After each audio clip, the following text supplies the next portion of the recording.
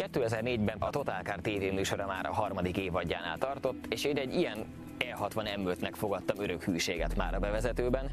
Azóta is úgy érzem, hogy az a legszebb M5, ami valaha készült. Most eljutottunk 2011-be, kicsit megkopott az E60-as fénye a szó összes értelmében. Először is ez fekete, másodszor matt, harmadszor 2-vel kevesebb henger van benne, már nem 10, hanem 8. Úgyhogy a BMW is érezte, hogy bele kell húzni, és a két hiányzó hengert 2 darab turbó feltöltővel pótolta. Hát megnézzük, hogy a tűzszögő mennyasszony tud olyan vonzó lenni, mint az a régi volt.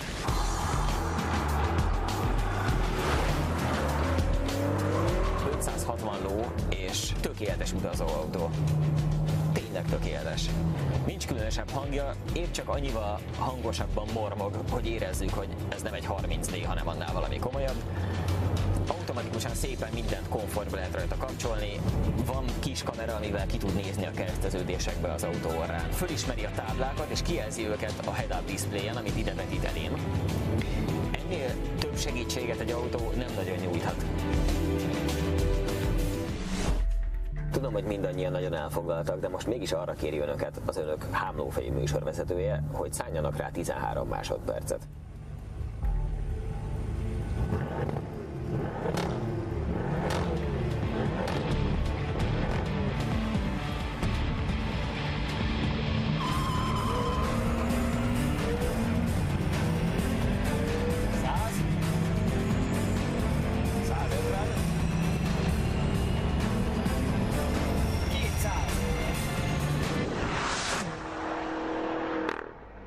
Elég hamar túl voltunk rajta, ugye? 13 másodpercecske az egész, plusz még az a néhány 240-ig. Ez úgy elrepült, mint egy szempillantás.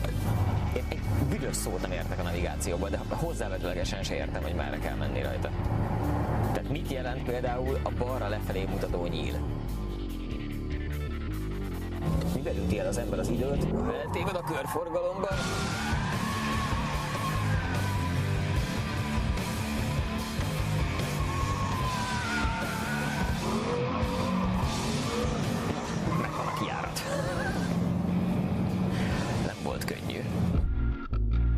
Az egész M5 legfontosabb alkatrésze ez a két icuri-picuri gomb itt, az M1 meg az M2 feliratú.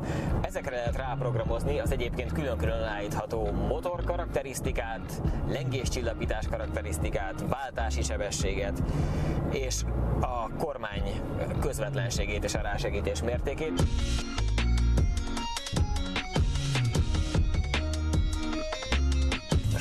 Stop tábla! Be kell sorolnunk!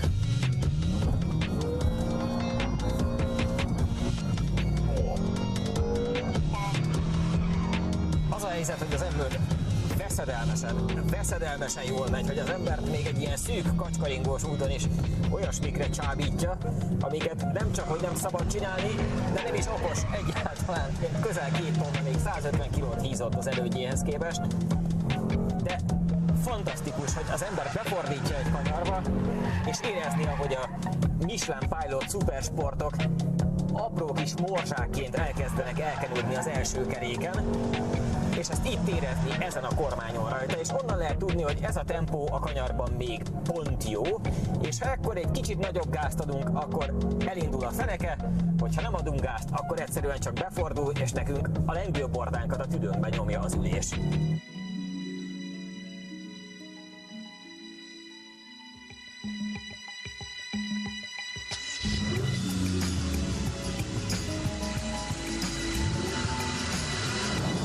Koffein, minek ide Speed vagy Kati, amikor a BMW bármikor képes lángoló, perselő, szenvedélyes halálfélelmet küldeni az ember vénáiba. Ez egy rendesen elvégzett munka, egy ilyen autó, ami ezt a két dolgot tudja egymástól 1 másodperc távolságére.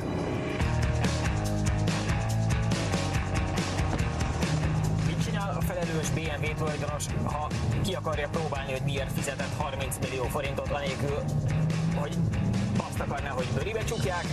Hát kihozza egy versenypályára.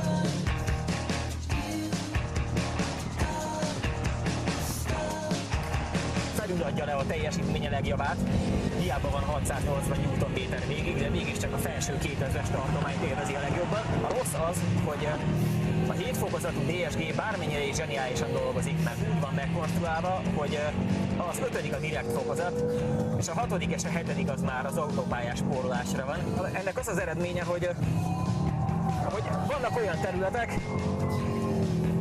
ahol észnél kell lenni, hogy az ember hanyasban van.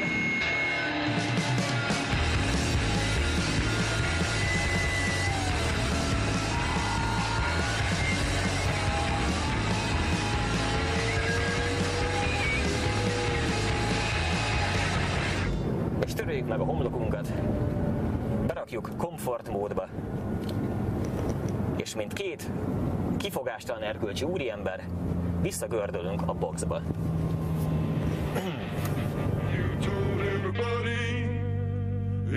Közben végig az járt a fejemben, hogy le fognak ezért szídni minket, és képzeljék, kijöttünk ide, és elveszik az autót, de csak azért, hogy kapjon újat, új gumit adnak rá, és mehetünk vissza.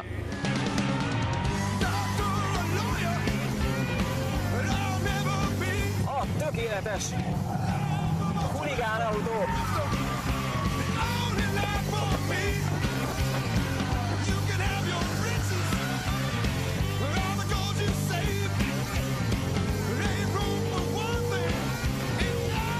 És emlékezzünk meg a BMW M GmbH mérnökeiről, akik egyszerűen ismét egy csodálatos, minden ízében csodálatos terméket hoztak létre.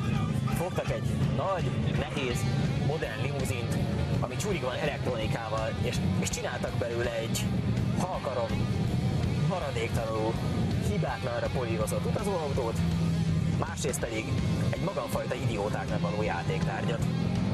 A jó Isten áldja meg őket!